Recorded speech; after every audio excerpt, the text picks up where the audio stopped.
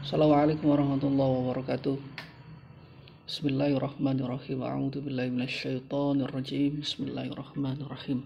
Rabbi shrah li sadri wa yassir li amri wahlul 'uqdatam min lisani yafqahu qawli. Amma ba'd.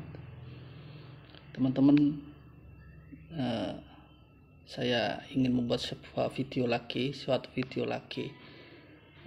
ingin menjawab keluh kesah orang-orang di sekitar kita yang memang itu pertanyaan tersebut mungkin jarang difikirkan oleh orang, dan jawaban ini juga sekaligus membersihkan nama baik Tuhanku Allah Subhanahu wa Ta'ala.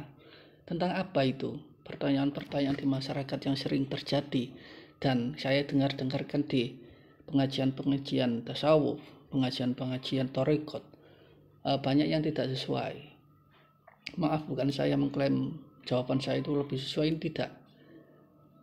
Karena saya menjawab seperti ini, saya mempunyai referensi dari Nabi Muhammad, dari cerita-cerita di Al-Quran, bahwasanya yang dijawab oleh mursyid-mursyid itu kurang tepat.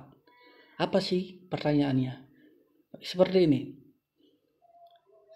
Apakah orang yang melakukan kejahatan, apakah orang yang melakukan maksiat, itu semua adalah kehendak Tuhan? Nah, ini adalah jawabannya. Sudah saya jawab dulu di part ketiga atau part keempat. Jawaban ini kalau menurut hakikat, kita kembalikan kepada kejadian awal, Nur Muhammad, dan yang satunya adalah kolam. Yang di episode atau part ketiga atau part keempat saya sudah lupa di video saya. Allah itu mempunyai dua sifat atau dua kepribadian atau dua sisi, seperti adanya malam dan siang, laki-laki, perempuan, bawah dan atas, dan lain-lain. Allah juga punya dua sisi tersebut. Seperti contoh, Allah mempunyai akhlak, punya sesuatu yang sangat terpuji, yang itu dinamakan Nur Muhammad. Jadi Nur Muhammad itu bukan nama Nabi Muhammad, bukan. Muhammad itu adalah nama Allah, artinya terpuji. Kenapa kok pakai bahasa Arab? Ya terserah Allah, karena di bahasa Arab itu adalah huruf-huruf yang bisa diberikan sebuah simbol-simbol oleh Allah. Di huruf-huruf yang lain kan tidak ada. Dan kalau di huruf hijaiyah, di huruf Arab, walaupun saya orang Indonesia, tapi saya juga tidak fanatik dengan bahasa Arab. Tapi di dalam bahasa Arab itu banyak cara untuk Allah memberikan rahasia-rahasianya di dalam bahasa Arab itu. Makanya Allah menamai cahaya yang pertama itu, ya kan, dari cahaya awal dari dirinya yang pertama itu disebutkan Nur Muhammad, bukan Nur Muhammad Nabi Muhammad, itu bukan. Muhammad itu adalah nama Allah, artinya terpuji. Jadi nur yang terpuji. Lah, yang kedua adalah sisi nafsu, keinginan. Makanya berbentuk bulat. Saya lambangkan berbentuk bulat. Di satu sisi kebaikan, keinginan kebaikan, akhlakul karimah dan lain-lain. Yang kedua adalah nafsu, keinginan, bukan nafsu, keinginan, yang itu diciptakan oleh Allah menjadi kolam. Nah, di kolam inilah yang menceritakan semua kejadian-kejadian atau film-film di dunia ini, dan Allah yang mengasisi, mengizinkan. Jadi kalau sebuah film itu, ya kan, ada produsernya kan, ada produser, panitia-panitianya. Makanya Allah juga mengatakan nahnu di Al-Quran kan, kita. Berarti Allah kan perlu adanya malaikat, alam-alam ini untuk menggelar filmnya. Nah, seperti itu. Jadi kenapa kalam ini kok diciptakan membuat sebuah film? Ya, karena kalam ini yang nanti Allah mengetahui Oh, dari sini alurnya ke sini, terus manusia makhluknya ini ya kan, jin itu juga ya kan, diberi kehendak bebas. Bukan Allah yang mengatur, itu bukan. Makanya Allah kalau melihat ya suatu kaum ya kan, kaum itu kok tidak berusaha sendiri, maka Allah tidak akan merubahnya. Di dalam Al-Quran juga ada ya kan, dalil seperti itu akan ada kan. Jadi tolong mursyid, jangan semua digebiak ya hakikat semua Allah yang menggerakkan, tidak juga seperti itu. Allah menggerakkan seseorang atau utusan atau pilihannya itu tidak semuanya. Allah semuanya yang menggerakkan ya tidak bisa. Hanya orang-orang tertentu yang dikehendaki Allah yang langsung digerakkan oleh Allah ke sana. Itu kan orang-orang prioritasnya Allah. Maka semuanya itu sesuai dengan sunatullah yang ada di dalam catatan kolam tadi. Terus kalau ada pembelokan dan kepentingan Tuhan, barulah Allah akan memberikan hidayah, barulah Allah memberikan pertolongan, barulah Allah memberikan Rasul. Dan dalil ini sudah bisa mematahkan bahwa semua perilaku yang dilakukan oleh manusia, baik itu jahat atau buruk, itu adalah kehendak Tuhan, bukan. Kalau itu semua kehendak Tuhan, kenapa Allah mengutus Rasul? Kenapa Allah memberikan aturan-aturan dalam Al-Quran? Karena perlu diingat, wahai para mursyid, jangan membingungkan umat dan jangan menjelekkan nama baik Tuhan kita. Jika tidak tahu, katakan tidak tahu. Jika belum tahu, fikir kembali. Hakikatmu itu, berikan dalil-dalil dari Al-Quran dan Sunnah, maka akan sempurna hakikatmu.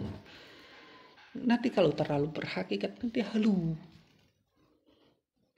Kalau terlalu bersyariat, nanti lupa diri dengan Tuhan, sombong. Nah, seperti itu teman-teman.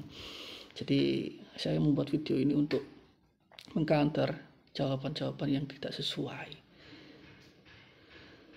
Ada lagi pertanyaan, kalau takdir itu sudah ditentukan, kenapa manusia harus menanggung tindakan-tindakan yang lain? Itu juga pertanyaan juga sekaligus jawaban.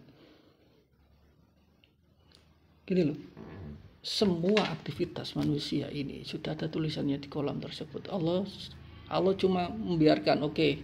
Tapi kalau Allah berkeinginan, ini saya tidak mau orang ini masuk ke neraka, maka Allah akan menjalur, akan mengatur dirinya. Nah, baru ini yang dikatakan Allah mengendalikannya. Allah yang mengaturnya, mengintervensinya. Seperti itu. Jadi semuanya orang itu dikendalikan oleh Allah, enggak. Makanya ada Rasul, ada aturan-aturan dalam beragama. Nah, seperti itu. Nah, nanti Anda akan tahu hakikatnya, baru nanti semuanya itu dari Allah. Benar semuanya dari Allah, atas izin Allah. Cuma kalau film ini tidak menguntungkan bagi kebenaran dan Nur Muhammad dan Allah, maka Allah akan menghapus atau memberikan sebuah petunjuk atau memberikan sebuah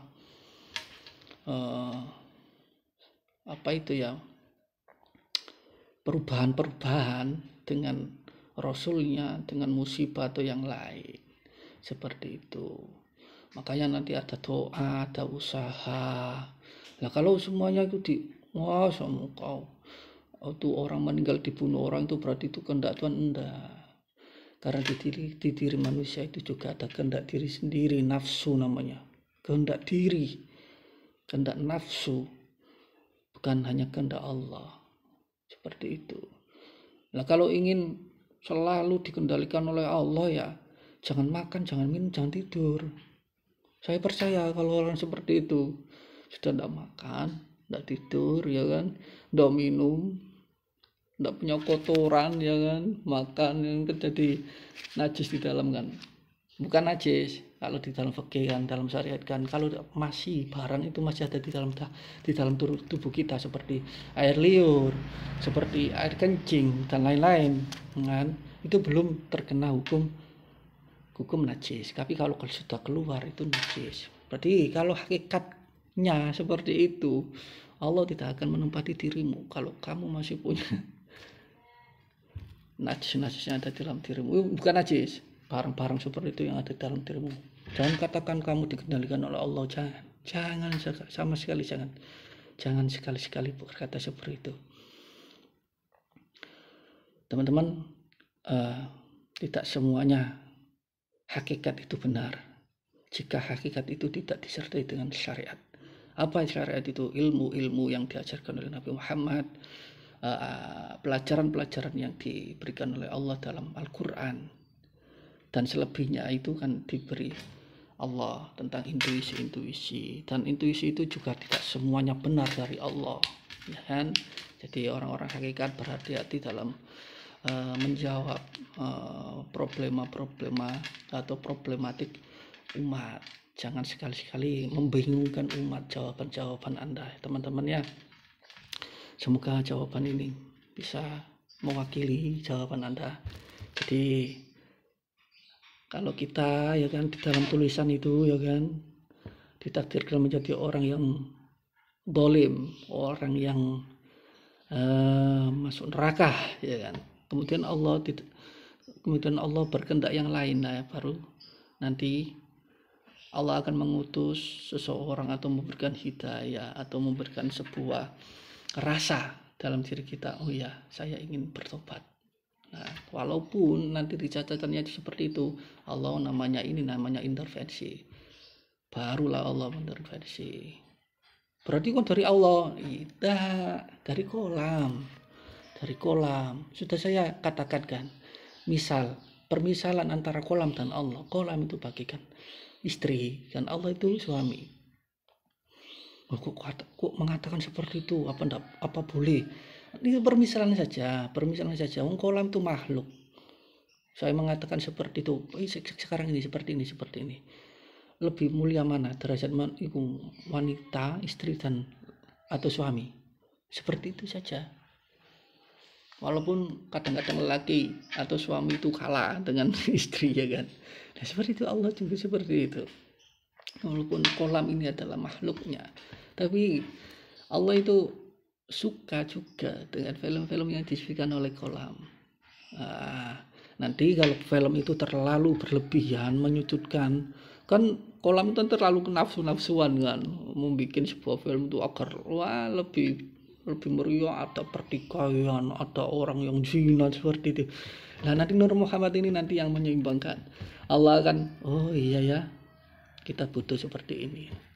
Nah di part sebelumnya kan saya sudah ceritakan masalah kenapa Allah menciptakan surga dan neraka. Itu kan karena Allah menciptakan kolam itu sudah mengetahui, oh surga neraka ini bakal seperti ini, ada iblis, ada Nabi Muhammad yang akan seperti ini. Nah, kalau teman-teman ingin tahu, lihat video-video saya di part-part sebelumnya. Jadi nanti lebih mengena bagaimana cerita-cerita awal. Oh seperti ini. Nah jadi intinya tidak semua kehendak manusia, tidak semua kejahatan itu adalah perilaku Allah, tidak. Jangan sekali-sekali seperti itu ya. Bagaimana kok kamu bisa mengatakan seperti itu? Nah, contohnya kaum Nabi Lot, apakah Allah mengizinkan? Ya enggak kan? Kan diazab kan? Berarti kan bukan Allah. Kalau Allah yang berkehendak, kenapa kok diazab-azab sendiri ya kan? Manusia ini diberi kebebasan seluas-luasnya untuk menjalankan takdirnya, kecuali dia berkehendak walaupun sedikit saja di hati, ya Allah aku ingin menjadi orang baik, maka suatu saat Allah akan merubah takdirmu, merubah qadokmu, jadi takdirmu akan berubah. Jadi sebelum takdir ada qadok. Qadok itu bagaimana kita menjalankan melalui jalur Allah atau melalui jalur nafsu kita. Seperti itu, karena di dalam diri manusia itu ada nafsu juga. Kalau nafsu itu yang mengontrol diri kita, mana mungkin Allah akan mengontrol diri kita. Tapi nafsu itu akan kalah jika ada sedikit sekali keinginan kita untuk berubah, untuk mendekat kepada Allah, maka Allah akan mengintervensi kita, akan mengontrol diri kita, dan itu yang disebut Allah akan mengendalikan kita. Fanaul fana. Dan tidak semua orang harus fanaul fana. Jangan fanaul fana itu hanya orang-orang tertentu. Semuanya kok ingin di fanaul fana atau wusul, enggak seperti itu. Hakikat syariat. Besok saya akan jelaskan tentang keikhlasan dengan mencontoh cerita dari Nabi Adam dan iblis Azazil. Nah, di situ kita akan mendapatkan sebuah pelajaran atau hikmah tentang sebuah keikhlasan dari syariat, dari hakikat, dari sebuah cerita di dalam Al-Quran tentang Adam dan iblis. Sekian dari saya, semoga jawaban ini bisa menjawab pertanyaan-pertanyaan Anda semua. Terima kasih. Jika ada yang belum jelas, tolong ditulis di kolom komentar, nanti saya akan jabarkan lagi kalau belum jelas. Billahi taufiq wal hidayah, waridho wal inayah. Wassalamualaikum warahmatullahi wabarakatuh.